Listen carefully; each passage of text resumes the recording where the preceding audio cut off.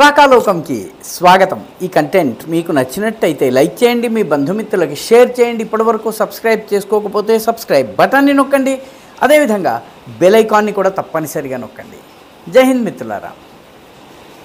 September 17 ప్రధానమంత్రి నరేంద్ర మోదీ పుట్టినరోజు, 75వ పుట్టినరోజు.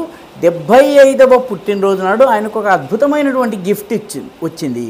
ఆ గిఫ్ట్ పాకిస్తాన్ నుంచి వచ్చింది. పాకిస్తాన్ విదేశ వ్యవహారాల మంత్రి ఇషాక్ దర్ ఆయన ఇటీవల ఒక ఇంటర్వ్యూ ఇచ్చారు. ఆ ఇంటర్వ్యూలో ఆయన చెప్పినటువంటి మాటలు ఈ దేశంలో ఆపరేషన్ సింధూర్ సమయం నుంచి అవాకులు చెవాకులు మాట్లాడుతున్నటువంటి విపక్షాలు, సోకాల్డ్ లెఫ్ట్ ఇల్లిబరల్స్, అదేవిధంగా ఈ వోక్ ఎలిమెంట్స్ ఏవైతే ఉన్నాయో వీళ్ళు రకరకాలుగా మాట్లాడుతూ వచ్చారు. ఆ మాటలన్నిటికీ తాళం వేసేటట్టుగా ఇషాక్ దర్ గారు మాట్లాడారు. దీనికన్నా పెద్ద గిఫ్ట్ నరేంద్ర మోదీ గారికి ఏముంటుంది? ఎందుకంటే మోదీ రాజకీయ జీవితం చూస్తే ఆయన ఎత్తులకి ఎదుగుతున్న కొద్దీ విమర్శకుల యొక్క విమర్శల స్థాయి దిగుతూ వస్తుంది. నానా రకాలుగా విమర్శిస్తూ వస్తారు. ఆపరేషన్ సింధూర్ సమయంలో కూడాను అమెరికా అడుగులకు మడుగులొత్తారు, అమెరికాకి దాసోహం అన్నారు. అమెరికా యొక్క ట్రేడ్ వార్కి భయపడిపోయి ఈయన ఆపరేషన్ సింధూర్ని 4 రోజుల్లో ఆపేశారన్నారు. అమెరికా జోక్యం చేసుకోవడం వల్లే ఆపరేషన్ సింధూర్ ఆగింది అని చెప్పి ఈ దేశంలో విపక్షాలు, ముఖ్యంగా కాంగ్రెస్ పార్టీ, లెఫ్ట్ ఇల్లిబరల్స్ చాలా పెద్ద ఎత్తున ప్రచారం చేశారు. కానీ అది వాస్తవం కాదని ప్రధానమంత్రి పార్లమెంట్ ఫ్లోర్లో ప్రకటించారు. ఏ మూడవ శక్తి ప్రమేయము లేదని చెప్పారు. కానీ విపక్షాలు వినిపించుకోలేదు. ఎందుకంటే డొనాల్డ్ ట్రంప్ ఇప్పటికొక 40 సార్లు నేనే భారత్ పాకిస్తాన్ల మధ్య మీడియేట్ చేశాను, మధ్యవర్తిత్వం వహించానని చెప్పుకుంటూ వచ్చారు. ఆయన చెబుతున్నప్పటికీ అది అబద్ధమని భారత ప్రభుత్వం వాదిస్తూ వచ్చింది. భారత ప్రభుత్వం వాదన కన్నా అమెరికా వాదననే ఈ దేశంలో ఉన్నటువంటి కొన్ని శక్తులు అంగీకరిస్తాయి.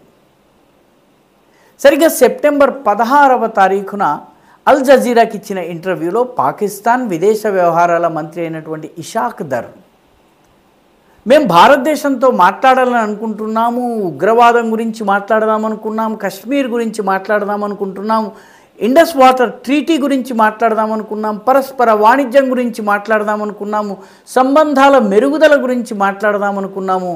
కానీ మోదీ మాతో మాట్లాడటం లేదు. ఎంత ప్రయత్నం చేసినా కూడా మోదీ మాట్లాడటం లేదు. మోదీ చర్చలకు విధించినటువంటి మొట్టమొదటి షరతు ఏంటంటే ఇది ద్వైపాక్షికం, ఇందులో మూడవ శక్తికి తావు లేదు.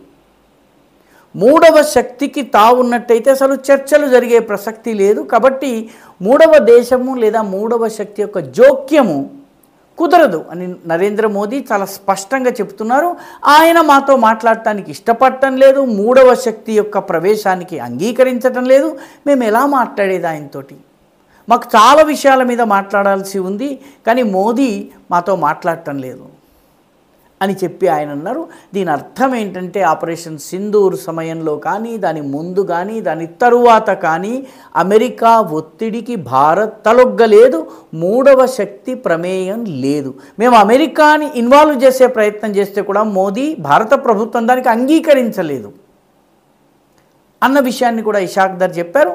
వాస్తవంగా ప్రభుత్వం కూడా మొదటి నుంచి చెప్తూ వస్తున్నది ఏంటంటే పాకిస్తాన్ డీజీఎంఓ కాల్పుల విరమణ ప్రతిపాదన తీసుకొచ్చారు మే 10వ తారీఖున. భారత ప్రభుత్వం ఆయనతోటే మాట్లాడి కాల్పుల విరమణని ప్రకటించింది. కాబట్టి అమెరికా ప్రమేయం లేదు అన్నటువంటి దాన్ని ఈరోజు ఇషాక్ దర్ స్వయంగా అంగీకరించడం ద్వారా మోదీ మీద మన దేశంలో ఉన్న విపక్షాలు వేస్తూ వస్తున్నటువంటి మచ్చలు ఏవైతే ఉన్నాయో, అభాండాలు ఏవైతే ఉన్నాయో అవి అబద్ధమని తేలిపోయింది.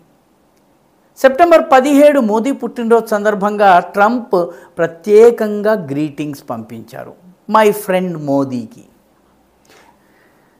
మోదీ కూడా దానికి జవాబు చెప్పారు. దీని అర్థం ఏంటంటే నెమ్మదిగా అమెరికా ఈ ట్రేడ్ వార్ నుంచి బయటపడి ఈ టారిఫ్ల యుద్ధం నుంచి వెనకడుగు వేసేందుకు మార్గాలు వెతుకుతోంది.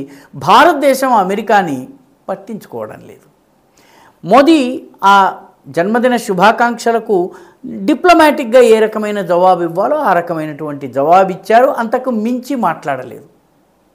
ట్రంపే భారత అమెరికాకి చెందినటువంటి వాణిజ్య గ్రూప్స్ ఏవైతే ఉన్నాయో, నిపుణుల గ్రూప్స్ వర్చువల్గా సమావేశం జరుపుకుంటున్నాయి. ఈ సమావేశాల ద్వారా మన రెండు దేశాల మధ్య ఉన్నటువంటి వాణిజ్యపరమైనటువంటి ఇష్యూస్ ఏవైతే ఉన్నాయో వాటిని వీలైనంత త్వరగా పరిష్కరించుకునేందుకు ప్రయత్నం చేస్తున్నామన్నారు. దాని అర్థం ఏంటంటే టారిఫ్లను తగ్గించేందుకు అమెరికా మార్గాలు వెతుకుతోంది. వర్చువల్గా సమావేశాలంటే జూమ్ లాంటి యాప్స్ ద్వారా అక్కడి నుంచి అక్కడ అమెరికా వాళ్ళు అక్కడే ఉండి భారత్ వాళ్ళు ఇక్కడే ఉండి చర్చలు జరుపుతున్నారు. ఇవి ఒక దశకి వచ్చిన తర్వాత ప్రత్యక్ష సమావేశాలు జరుగుతాయి. కాబట్టి బర్త్డే నాడే ఆయనకి ఆపరేషన్ సింధూర్లో అమెరికా ప్రమేయం లేదన్నటువంటి ప్రూఫ్ వచ్చింది. రెండవది, వాణిజ్య ఒప్పందం కోసము ఈరోజు తహతహలాడుతున్న దేశం అమెరికా, భారతదేశం కాదు. భారతదేశం నుంచి ఏ ప్రకటన వెలువట్టం లేదు. కాబట్టి ఈ రెండు కూడాను మోదీకి బర్త్డే గిఫ్ట్ లాగా వచ్చినట్టుగా మనము చెప్పుకోవచ్చు. ఈ వీడియో మీకు నచ్చినట్టయితే లైక్ చేయండి, షేర్ చేయండి, ఈ ఛానల్కు సబ్స్క్రైబ్ చేయండి. మీ అభిప్రాయాన్ని కమెంట్ల రూపంలో తప్పనిసరిగా పంపించండి.